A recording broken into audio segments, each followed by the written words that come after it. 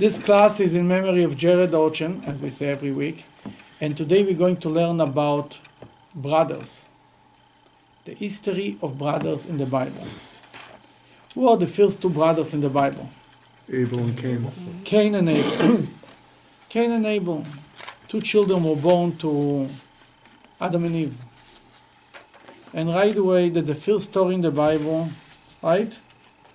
On page 17. We don't even start and we read the story. Let's read what happened there. I'm not going to be able to read. I think my What eyes happened? checked today. Oh, okay, then we'll give the next Right. person to read. Okay. Page 17 in top. The man knew his wife Eve. She conceived and gave birth to Cain. She said, I have gained a man with God. She gave birth again, and this time to his brother Abel. Abel became a shepherd, while Cain was a worker of the soil. An era ended. Cain brought some of his crops as an offering to God. Abel also offered some of his firstborn of his flock, from the fattest ones. God paid heed to Abel and his offering, but to Cain and his offering he paid no heed. Cain became very furious and depressed. God said to Cain, Why are you so furious? Why are you depressed? If you do good, will there not be special privilege? And if you do not do good, sin is crouching at the door. Okay, that Cain and Abel, both of them offered a sacrifice to God. God accepted Abel. Who was the first one with the idea? Cain. Cain came up with the idea, right? He should deserve credit for it. But God accepted Abel's offering, not Cain. Why? Gave the better of his... Because Abel brought the better stuff to God. Cain was upset that God didn't accept his. What was the outcome? murder. Murder. Let's read a little bit. Go ahead. Oh. Just read the next number 8. Cain said something to his brother Abel. So he said something to his brother. We don't know what, but he said something. Go ahead. When they happened to Then be... when they happened to be in the field, Cain rose up against his brother Abel and killed him. God asked Cain, Where is your brother Abel? I do not know, replied Cain. Am I my brother's keeper? God said... Okay, what happened there? Cain killed Abel. You know what the Medrash says? Something very interesting. Cain told God, I was angry with Abel. I beat him up, yeah. But I had no clue that I can kill him. Nobody was killed before, right? Nobody saw such a thing. It's called killing. Then come on in. Then they said, how should we know that Cain killed Abel? I mean, Cain said, I never knew that I can kill Abel. And that's why we see something very interesting. God told Cain that he will be protected, right? Cain was protected, and God said, anybody who is going to kill Abel will be punished. Anybody who is going to kill Cain, because Cain was the first one to do it. He never knew anything better. By the way, that's an amazing lesson for Jews. A Jew was raised not in a religious home. That God cannot blame him for anything. Hello. Hello. Because he didn't know any better. It's like Cain who didn't know that he can kill. After Cain killed Abel, anybody who will kill Cain or anybody else will be punished. But the first one to be punished, the first one who killed, you cannot blame him for it. Was it a valid argument that he made? I mean, was it a really sincere thing that he was saying that he didn't know The he could Medrash kill? puts it, Cain tried to wake up Abel. Abel, let's go home for lunch. He doesn't answer. You know, every one of us, as a child or as an adult, the first time when you experience death in a close way, and you see how quick is it to move from being alive to from here to there. Wow, what we are giving out today. Full house. Then when you have these things, I mean, that's the whole idea of Cain and Abel. I mean, he didn't know any better than that. And that's a big lesson for life when we look on people who did not have a Jewish education. And we think about them, God cannot blame them because they never knew any better. They didn't know that to how to grow up in a religious way, that you cannot blame him on that. But at least here we see the first story of two brothers.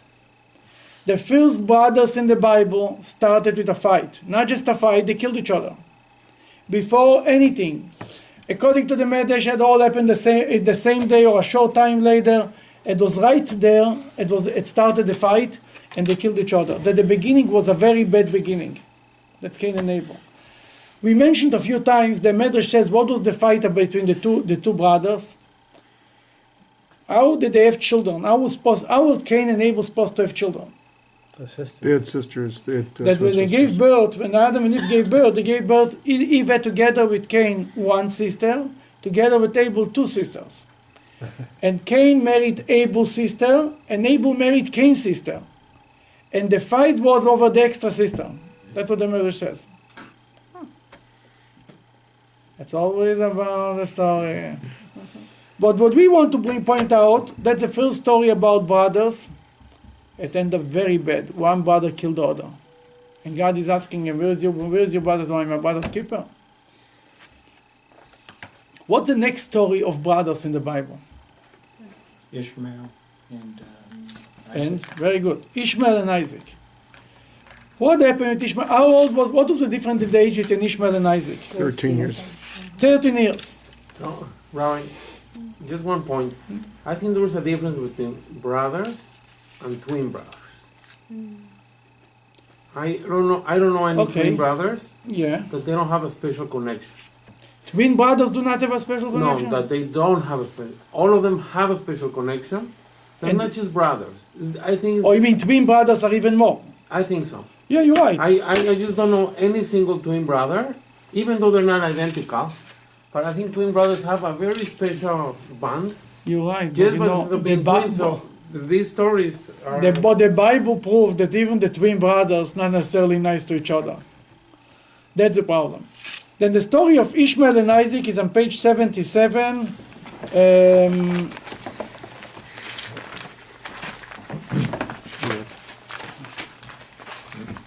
No, I mean that's about Ishmael, but let's go a little further. I'm sorry.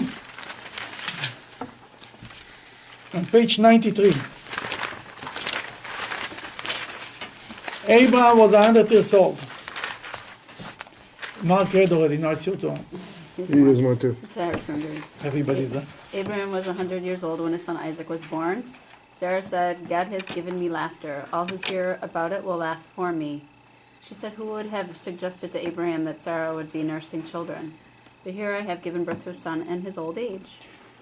Sarah is very happy. She called her son Yitzchak. Yitzchak comes from the word laughter. Everybody was happy. A lot of joy came down to the world the day he was born. It was all beautiful. Okay, continue. The child. The child grew and was weaned. Abraham made a great feast of the day that Isaac was weaned. But Sarah saw the son that Hagar had borne to Abraham, playing. She said to Abraham, drive away the slave together with her son. The son of the slave will not share the inheritance with my son Isaac. Okay, Sarah saw the son of Hagar, Ishmael, playing. So what's wrong with playing? And she says, therefore, drive away the son, the slaves together with your son, throw him out of the house.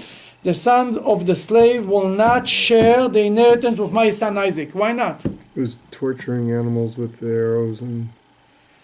According to the Medrash, he was not just playing. If you look in the bottom here, 21:9, playing, or derev, scoffing. Scoffing. Wait, scoffing. Yeah. What's scoffing? What is scoffing? Making fun? Yeah. Yeah. He made fun of godliness. He was an idol worshiper. She saw that he will be a terrible influence on your son Isaac. That she said, I don't want him in. Out. Just to remind you, Sarah was the one who gave the idea to Abraham to marry Hagar, right? She initiated it. Now there is Hagar, but now there is Isaac. Then Ishmael should not inherit it together with Isaac. He should be out of it. Go ahead. This troubled Abraham. This troubled Abraham very much because it involved his son. But God said to Abraham, "Do not be troubled because of the boy and your slave. Do everything that Sarah tells you. It is through Isaac that you will gain posterity. But still, I will also make the slave's son into a nation, for he is your child." And first of all, God tells Abraham, do everything Sarah tells you. Since then, we continue this tradition. Whatever Sarah tells you, you just do it. Don't ask questions. Whatever your wife tells you. Then he says, don't worry, Ishmael will also be a big nation. Ishmael was sent away. It's an old story how he's sent away with the pitcher on his side and he's gone. When Ishmael and Isaac came together again, Funeral. When Abraham died. Abraham's dead. In the text, Abraham's dead, and they came together. That means until Abraham's death, in the text, they were not together. Rashi wants to say that by the Akedah, Ishmael was there, but first of all, even if Ishmael was there, they were not really reunited. He was going to be sacrificed, and he was there. But in the text, the first time, since here, until the death of Abraham, Ishmael's name is not mentioned. Together with Isaac, for sure not. Not with Isaac. Let's read where Abraham died. On page 113. What happened here? You know, like in many good families in America, the siblings, there is only two brothers or a brother and a sister. They don't talk to each other for the rest of their life. And when they come together, when they make up, when they make peace, at a parent's funeral. You see, it all started there. Ishmael and Isaac were not together, were not on the same page, let's put it this way, until this story, until Abraham's death. Page 113, number 8, 7 or 8. Go ahead.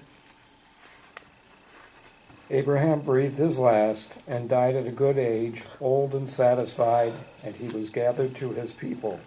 His sons, Isaac and Ishmael, buried him in Machpelah cave. Okay, let's stop right here. Isaac and Ishmael. Then Rashi points out, Isaac is written before Ishmael. That means Ishmael admitted to Isaac that he is the firstborn son, so to speak. He inherits, he is the continuation of Abraham.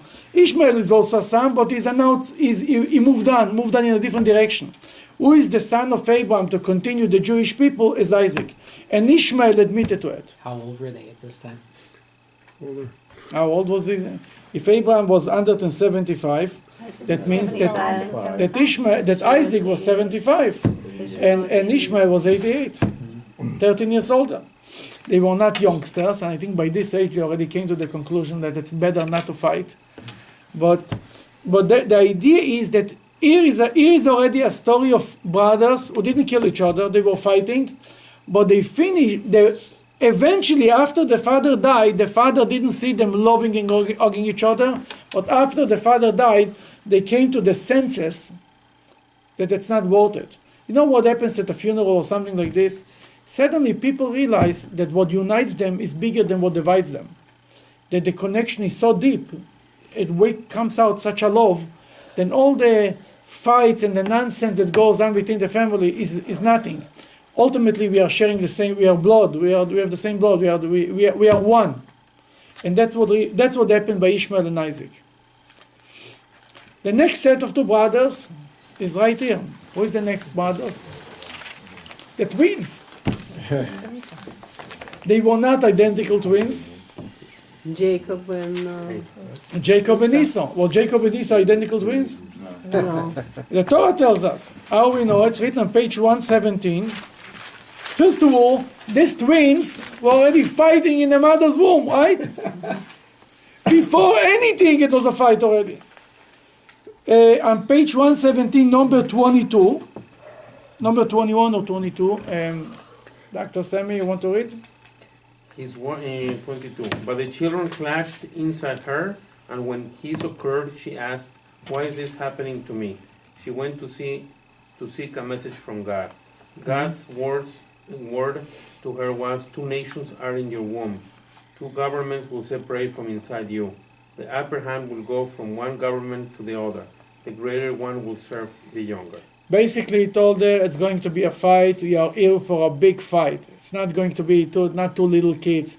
2 nations, one will always be stronger than the other, and eventually the older will serve the younger. Then from the womb they were fighting. And then the Torah describes very nicely how they were not identical twins, in number 24. Go ahead. When the timing came for her to give birth, there were twins in her womb.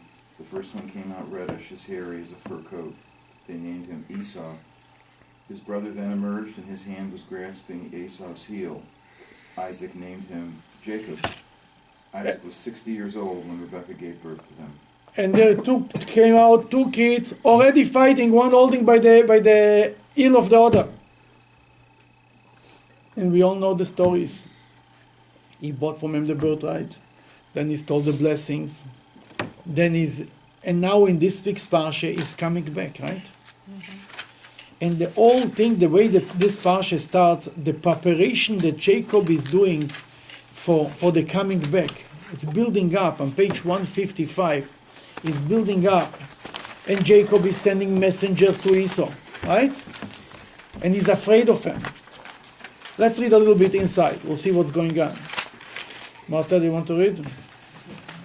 155, number 4.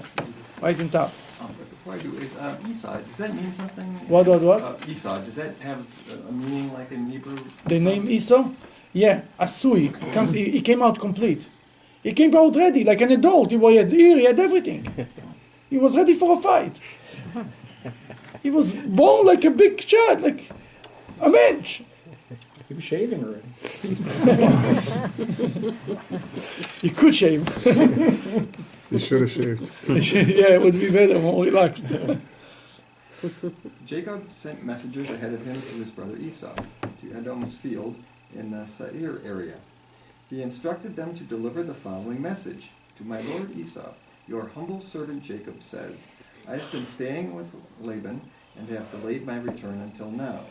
I have acquired cattle, donkeys, sheep, slaves, and slave girls, and am now sending word to my lord to gain favor in your eyes. He sends words of peace. He's trying to make a peace negotiation, trying to approach him. I love you. I have nothing. Let's make peace. A peace treaty, peace agreement. Just like today, in the world, they're constantly making peace. Obviously, there is always fights. That's why they're always making peace. Okay, the messengers return to Jacob. Mr. Olgen, number 7. Messengers returned to Jacob with the report. We came to your brother Esau, and he is also heading towards you. He has 400 men with him. Jacob was very... Oh, he's coming back. Yeah, Esau is coming to meet you. Yes, absolutely. But with 400 gangsters he's coming. With the whole army, he's ready to beat you up. Why you need 400 people? You come to meet your brother. Do I need 400 people? What do you need 400 people? You can come, you can give him a hug. What do you need a whole delegation to welcome him? If you're coming with 400 people, obviously you're coming for a fight. That's what he tells him. Thanks. Then Jacob was very scared. And we're reading here how Jacob was, he started to pray. He first of all, he divided his family, his whole entourage into 2 camps. In one side he put his wives and his children. And in the other camp he put his slaves and his all other people, other types of people, and the animals. And he said, what was the logic? God promised them that he will save his family. He said the family might be saved, but them, they're in a different camp. And then he prayed to God. Then he sent presents to Esau, right? And he told the people who come to Esau, if you come to Esau, you should tell them your servant Jacob. I think 8 times he told them, my servant Jacob. All to please him. He was so afraid of him.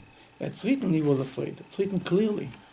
The Medrash says that Rabbi Yehuda the prince was once sending a letter. Rabbi Yehuda the prince was the leader of the Jewish people in the time of after the destruction of the Second Temple. And he had very good relations with the Roman emperor. And Rabbi Yehuda himself was a very rich man. He was actually he wrote down the Mishnah. He started the project of writing down the oral tradition. He was the first one who dared to do such a thing. And he once told his secretary, write a letter to the Roman emperor, and he start, write from your servant Judah. The secretary tells him, servant Judah, what is this? You're the king of the Jewish people. He says, I'm not better than my grandfather Jacob. He also said, I'm the servant Jacob to Esau. It means to say, don't be so arrogant. Sometimes you need to be a little humble to make it work. That's what Jacob did here. And Jacob tried to appease Esau. And he was very scared. Right?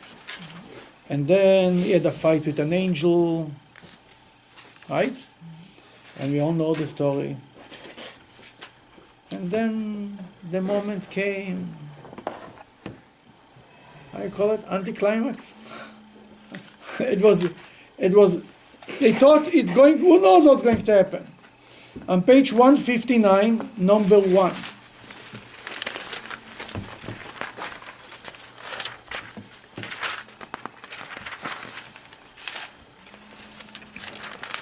Jacob looked up. Okay, Jacob looked up and saw Esau approaching with 400 men. He divided the children among Leah, Rachel, and the 2 handmaidens. He placed the handmaidens and their children in front, Leah and her sons behind them, and Rachel and Joseph to the rear. Jacob then went ahead of them, and he prostrated himself 7 times as he approached his brother. Esau ran to meet them. He hugged Jacob, and throwing himself on his shoulders, kissed him. They both wept. There is not written in another place in the Bible such description. Hugged them, kissed them, and cried. There is other places, or you read about the hug, or you read about the kiss, or you read about the cry. All these 3 things, that's the only place. It was the best reuniting of a family. It was so beautiful. It was so emotional. Everybody cried. If it would be today on television, would be the best show in town. Jacob and Esau reunited. Was it before? Was it after Isaac died or before Isaac died? Before. Then here we go, one step better. Cain and Abel killed each other.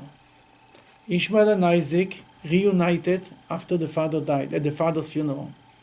Jacob and Esau reunited much before that. Not only they reunited, they hugged and kissed, and they cried, and it was beautiful. It doesn't mean that they started to live together, as we see later.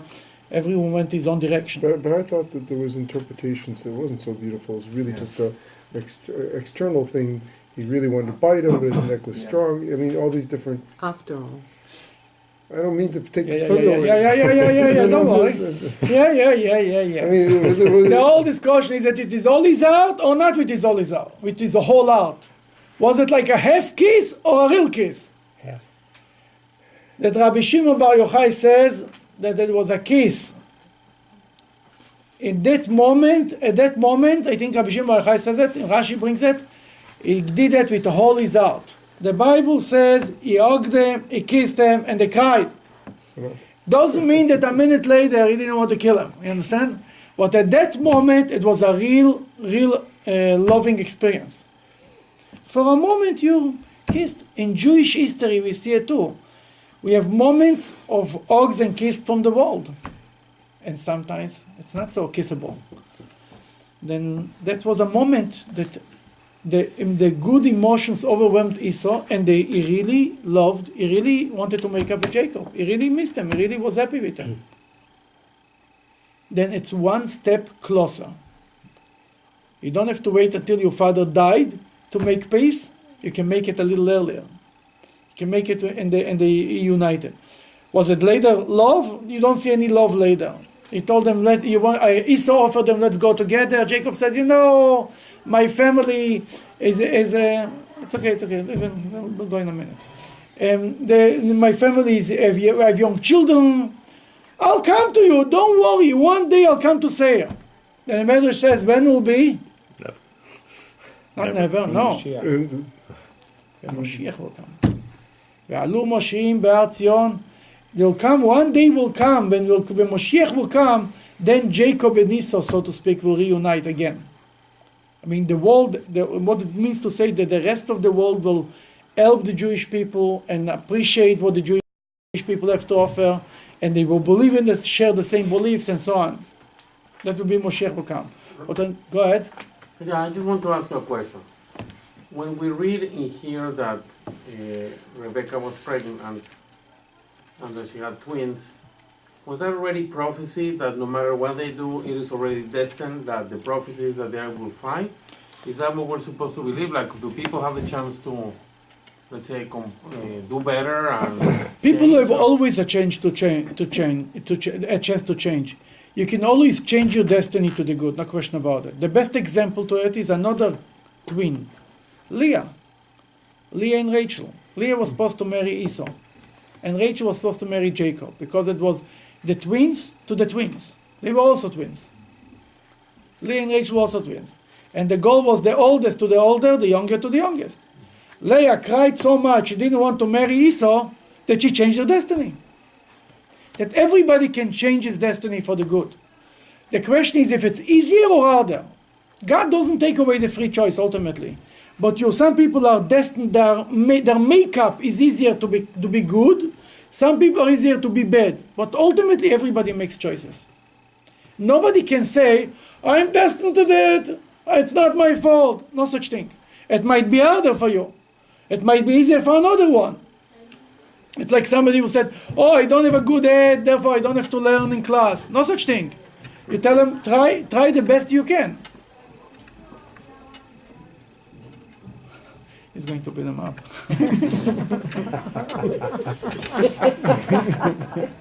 This is the story. This is the next set of twins. Now, where is the other? That's brothers. Where is the next brother story? Joseph and the brothers. A great story. Oh, sure, it's a great story. That's next week's parsha. It's a movie. It's a play. It's a movie. It's a play. It's a story. It's a good It's a story.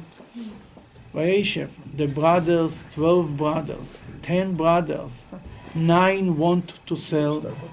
10 brothers sold one brother.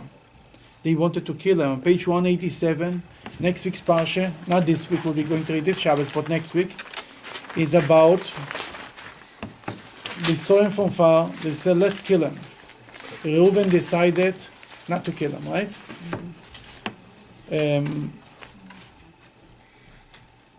Reuben heard, you want to read?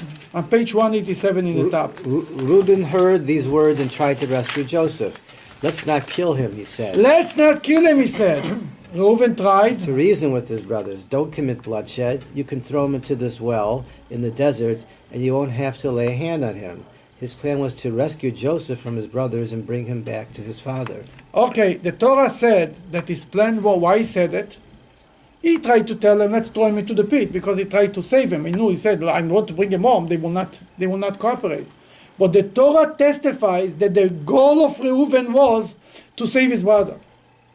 That the Medrash says something very, very powerful.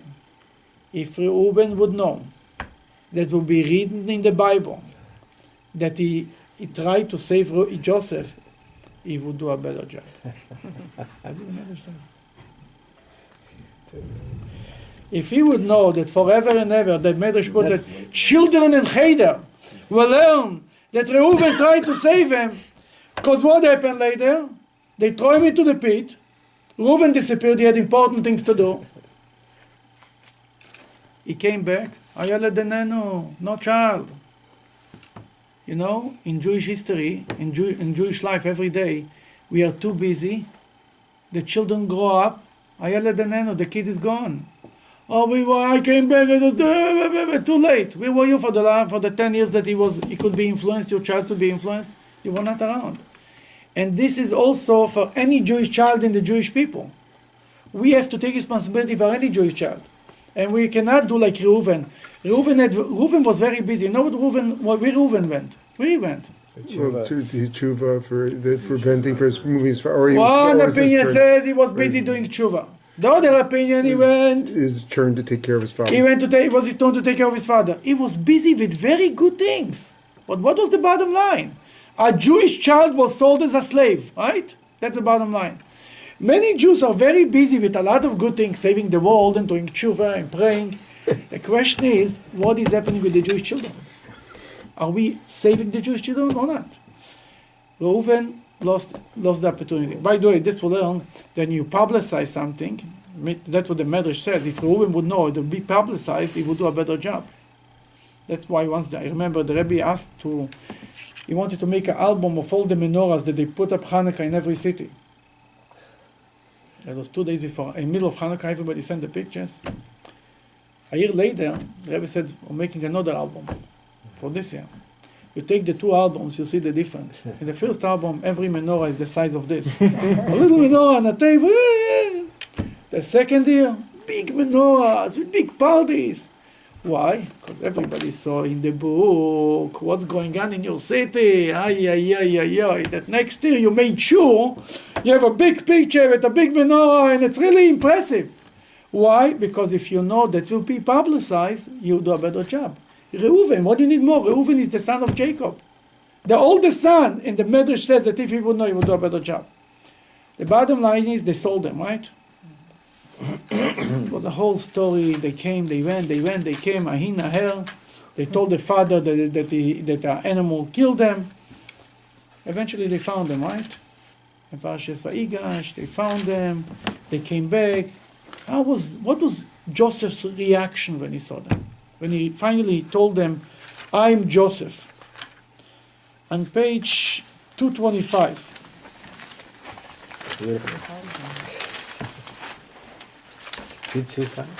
225. Number, number one. Okay. Joseph could not hold in his emotions. Since all his attendants were present, he cried out, "Have everyone leave my presence." Thus no one else was with him when Joseph revealed himself to his brothers. He began to weep with such loud sobs that the Egyptians could hear it. The news of these strange happenings reached Pharaoh's palace. Joseph said to his brothers, "I am Joseph. Is my father still alive?" His brothers were so startled they could not respond. "Please come close to me," said Joseph to his brothers. When they came closer, he said, "I am Joseph, your brother. You sold me to Egypt. Now don't worry or feel guilty because you sold me. Look, God has sent me ahead of you to save Don't worry lives." or feel guilty. Don't feel guilty that you sent me. It's okay. God sent me. Thank you very much for selling me, basically. It was so nice. Joseph not only was making peace, it's a higher level than that. He paid good for bad. You know, making peace is a nice thing. You say to a person, we had a fight, we're making up, we're shaking hands, but from now on, I don't want to know you, you don't want to know me, fine, you go my way, we make peace. Jacob and Esau, they made peace. They moved on this direction, they moved on. That's a normal thing. Joseph saved their lives. They wanted to kill him. Now it's a famine. If Joseph doesn't feed them, they'll die. Joseph took care of them. And they couldn't believe that Joseph really forgave them. You know, in the end of the book of Genesis, literally the last page of the book of Genesis, after Jacob died, they still sent him an interesting message. On page 253,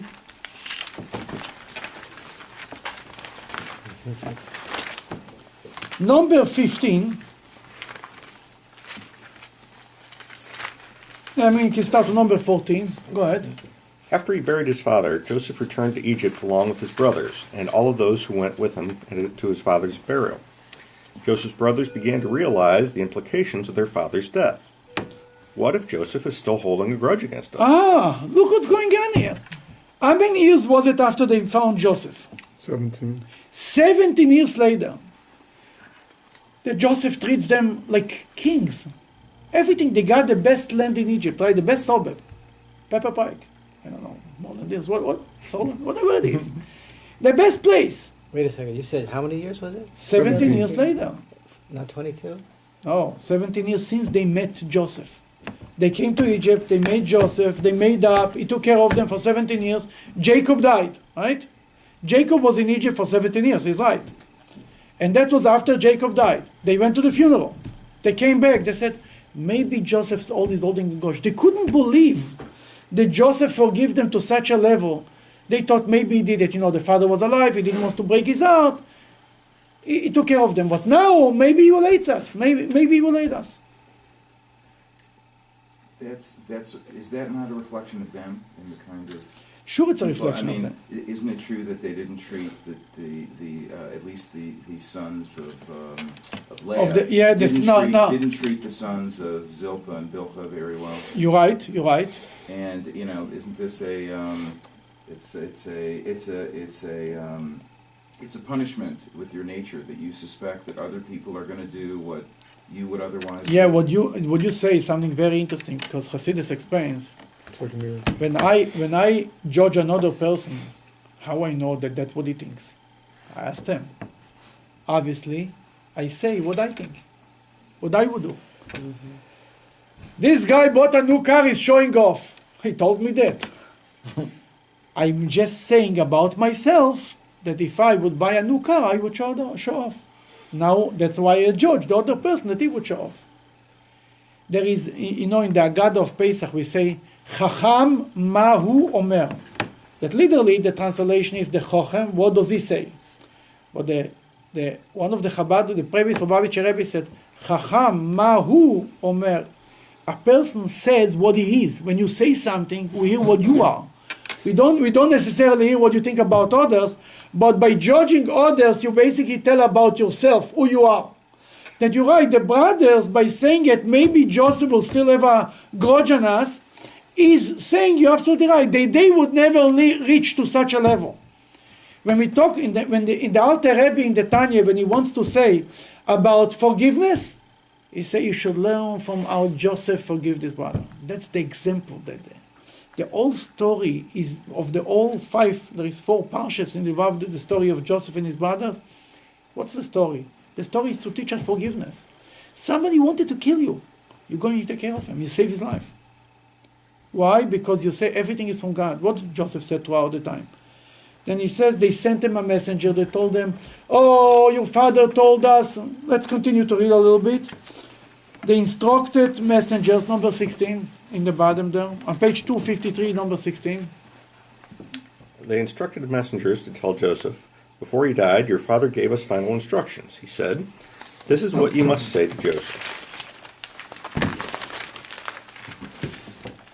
Forgive the spiteful deed and the sin your brothers committed when they did evil to you. Now forgive the spiteful deed that we, the servants of your father's God, have done. As the messengers spoke to him, Joseph wept. Joseph wept. He couldn't believe that they think that he's going to hurt them.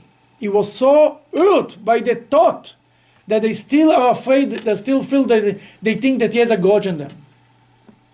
And what is he answering them? Go ahead. His brother then came and threw themselves at his feet. Here, they said, we are your slaves. Don't be afraid, said Joseph to them. Shall I then take God's place?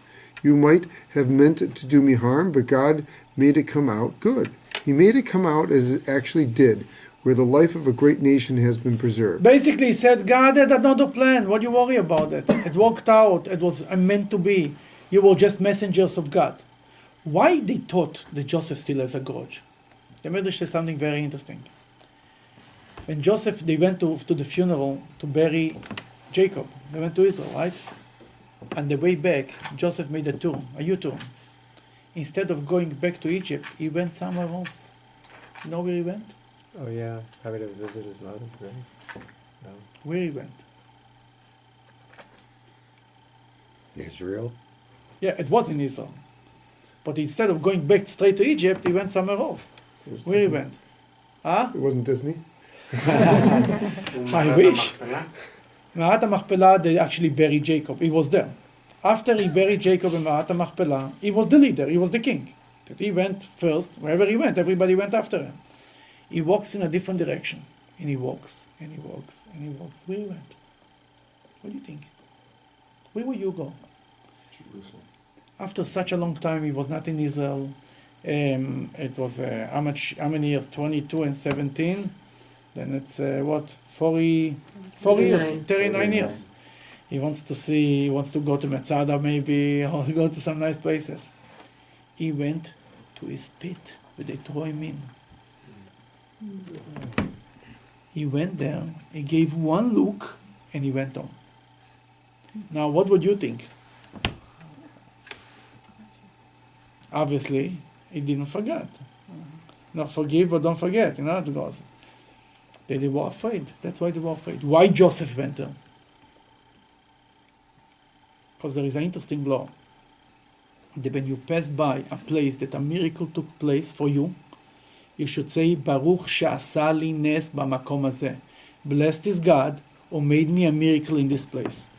That let's say you survived a terrible car accident in a certain road. When you pass by, you have to thank God every time.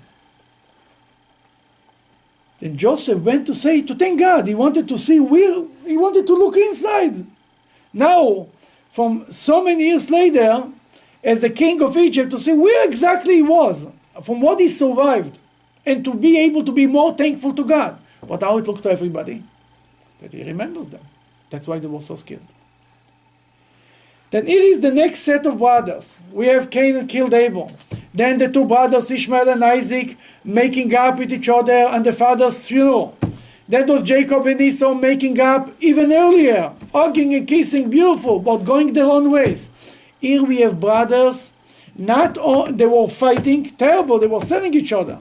But then not only Joseph didn't make up with them, he made peace, he paid good for bad. Who is the next set of brothers in the Bible? Ephraim and Manasseh. Beautiful, Ephraim and Manasseh. Now what do you see in Ephraim and Manasseh? What do you know? Ephraim and Manasseh were kind of boring. They didn't have any fights. What's going on with them? Something is wrong with this too. The only thing, we never heard any fight about Ephraim and Manasseh. The only thing about Ephraim and Manasseh, we read they were born, and then we read the story with Joseph. Joseph bought them on page 243. Joseph bought the two sons, Manasseh and Ephraim, that Jacob, before he dies, should give them a blessing, right? Number 13. Want to read? Joseph took the two boys. He placed Ephraim to the right, to Israel's left, and Manasseh to his left, to Israel's right. He then came close to his father. Israel reached out with his right hand and placed it on Ephraim's head, even though he was the younger son. He placed his left hand on Manasseh's head. He deliberately crossed his hands, even though Manasseh's head. Yeah, Joseph bought the two sons, and he put him, the older, Manasseh on his right hand, Ephraim on his left hand. He wanted his father to give them a blessing. Jacob, who was barely alive, you can say, turned his hand and switched his hand and put the right hand on Ephraim, the left hand on Manasseh. Joseph was all worried. Were you sure Joseph was worried? It is another rivalry of brothers. All these stories will always happen between the older and the younger. The younger, who is older, who is younger, who is the firstborn, who is not the firstborn. Who needs another fight like this? What happened? Go ahead. Jacob gave Joseph a blessing. He said, "The God before whom my fathers Abraham and Isaac walked, and the God who was been my shepherd from as far as I can remember until this day, sending an angel to deliver me from all evil. May he bless the lads and let them carry my name, along with the names of my fathers, Abraham and Isaac. May they increase in the land like fish." Okay, that he gave them a blessing. Amalach HaGoel, the famous blessing, may God, the angel who saved me, the same angel should come to protect you. That's what Jacob said. And they should be the name of our fathers, and should be, the name of my father should be on them, and they should be like fish. And since then we bless everyone. Later he tells them, everyone who will bless the Jewish people, he will say, may you be, bless his children. Every Jew blesses his children, says, may you be like Ephraim and Manasseh, right? Mm-hmm. But you say Ephraim before Manasseh. Ephraim and Manasseh didn't fight. Joseph was upset that he switched his hand. His father told him, don't worry, I know. Manasseh will be big, but Ephraim will be greater. What was Manasseh's job? What was Manasseh doing? What was Ephraim doing? In their life, what were they occupying themselves? Who knows? Ephraim was more of a Torah studies thing. Ephraim studied Torah with his grandfather Jacob, and Menashe, He was helping his father run the he's helping his father running the country. We bless every child, may you be like Ephraim. First you should be an Ephraim, then you be a Menashe. Don't join your father's business when you're 13. Go, learn Torah, go to college, graduate, then you be a mensch, then you join your father's business. Then first we bless every Jewish child should be an Ephraim, then a Menashe. But Menashe and Ephraim, the two brothers, they didn't fight, they got along to begin with, everything was perfect. That's one step further. They're the first set of brothers who don't fight in the Bible. Baruch Hashem, somebody doesn't fight anymore. It's not, I don't say they're kissing and hugging each other, but they don't fight. Who is the next set of brothers? Aaron and Moshe. Moses and Aaron. You know, we read about Moses and Aaron. When God told Moses, go let my people out of Egypt, what was Moses' reaction? He didn't want to do it. Why me? He didn't want to do it. How long was the argument between God and Moses? 7 days. Yeah, a week. 7 days. You know, a conversation with God takes a second. 7 days. Every day, the first excuse was, they will not believe me. Then he said, Pharaoh will not listen to me. Then he said, I have a lisp, right? Then he said, I have this, I have that, I have that, I have in, I have that. What was his problem? Why didn't he want to go? Because Aaron was the older brother and he didn't want to take the honor away from him. One of the explanations is that Aaron was the older brother. And he said, how we know that? I'll show you. On page 277, I think. 275, I'm sorry.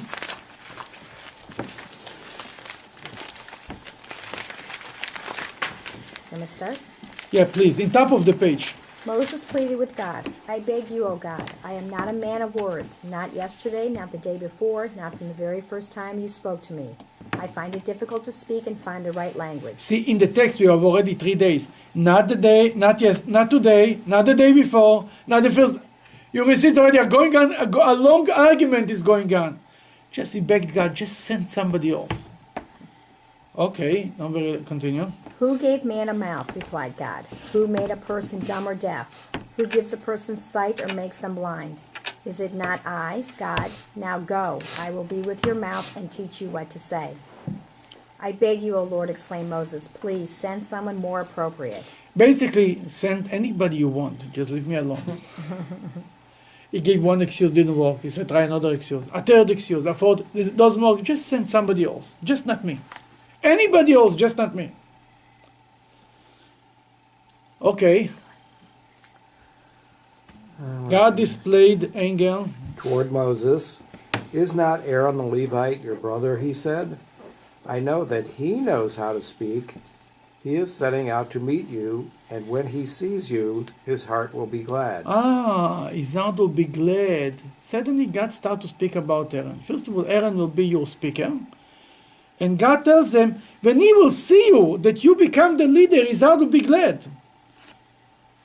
Not only he will say, oh, congratulations, good for you, with a smile, and you don't know what he really thinks. God testifies that Aaron will be happy for Moses, that Moses is the leader. Think about it. Aaron was all these years with the Jews in Egypt, suffering with them, being the leader, all the complainers, all the nudniks, everybody was on his head. He was there for the bad days. Suddenly he shows up on Moses. He was in Midian for 40 years. I don't know where he was, in a different country. Shows up, hey guys, God sent me. And Aaron says, I'm here slaving you for so many years, God couldn't send me? That would be the normal reaction. At least he will be insulted and say anything. Yeah, you can be the first one, but just not, it's not so fair. God says that Aaron will be happy. From this, what God says, that we know what was Moses afraid of. Moses says, I don't want to hurt Aaron. He's older than me. He was there. Not only he's older than me, he was there all the years. He did the work. What, I'm coming here like a tourist and I start to run the country? God told them, Aaron will be happy for you. And since then, and here, turn to page 277. Sam, you want to read? Number 27. God said to Aaron, "Go meet Moses in the desert." Mm-hmm. Aaron went, and when he met Moses near God's mountain, he kissed him.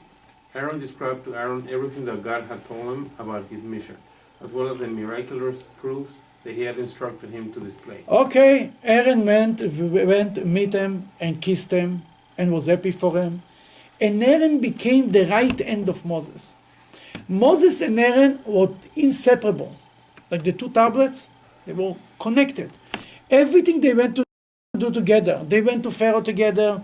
They led the Jewish people out of Egypt together.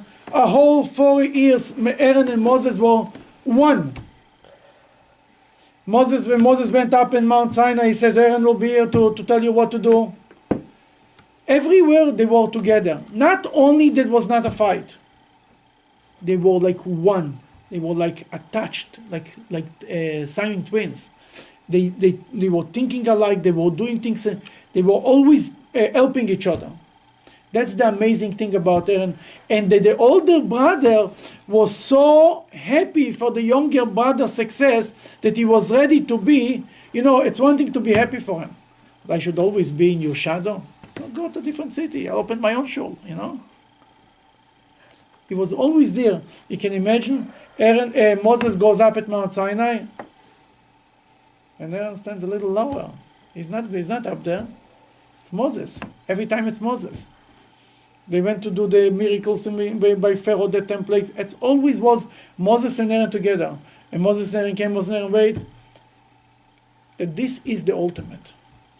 Not only they were not fighting, they were one. And what we learn from this thing? I'll tell you what's the lesson. What's the lesson here? The lesson here, what is your approach to life, to the world? People go around and they say, oh, I remember the good old days. It was so nice in the olden days. And now, look, people are becoming so mean and so bad. And the world is getting worse and terrible. And they see only doom and gloom. What's the Jewish approach to life? The Jewish approach to life, that it started bad and it's only getting better. It started killing each other. And get a little better, a little better, a little better, a little better. That's how we have to look on life. The world was created not a perfect place. In every generation, the world is perfected a little more. The world today is a much better world than ever before. Not that it was a terrible world in the beginning, but the world is a garden. That's how the Rebbe once put it. The Midrash says, Bati legani, God came to his garden. The world is a garden, and it's a beautiful garden with all the problems and all the sorrows that the world has. The world is an amazing place.